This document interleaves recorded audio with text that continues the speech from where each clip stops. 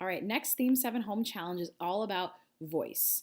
Now, for this skill, we're really looking for students to be engaging in what they're reading so that they don't read like a robot.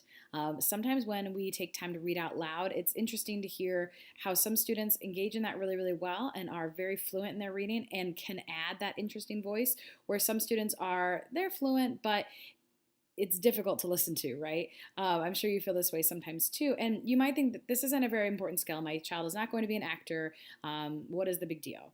Well, the big deal would be that when you read in a more engaging way, not only are you pulling others into what you're doing, but you also start to pay attention to what you're saying too, and you're engaging yourself, which improves comprehension. So when you read fluently and you add kind of that voice to it, it's incredible how much more you pick up when you take time to pause on punctuation, and not long dramatic pauses, but when you take time to pause in punctuation, when you take time to make your voice into a question if it ends in a question mark, changes the mood of how you feel when you read. And when your mood changes in that positive way where we start to put emotions into it, we are more invested as a reader.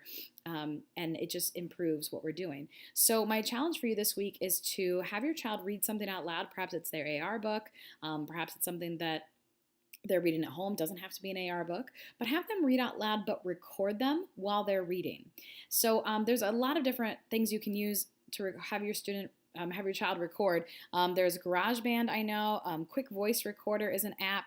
I use on my iPhone, it's called Voice Memos. It looks right now, it's like a white square and it has like the black little, kind of like I don't know, like a medical where it looks like your heartbeat is being registered.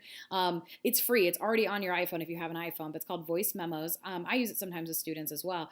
But what I'll challenge you to do is have them read their AR book out loud and record them while they're doing it, and challenge them to use some emotion and some voice to it.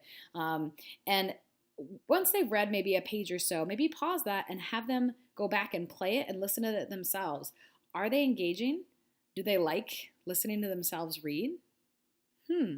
I don't know. It's kind of interesting. I model this all the time when we do read aloud in class, and I use voices and sounds. And if something knocks, I actually want to make a knocking sound. If somebody's angry, I want to make sure that my voice sounds angry. Now, some nonfiction text, this is harder to do, but it's still possible with an interest in your voice where your pitch goes up and down and you just have some engagement going on. So I challenge you to record your child reading and have them assess, how do they sound? Do they think that they are engaging as a reader? And what do they need to improve on for their voice? All right, thanks. Let me know if you try it and how it goes.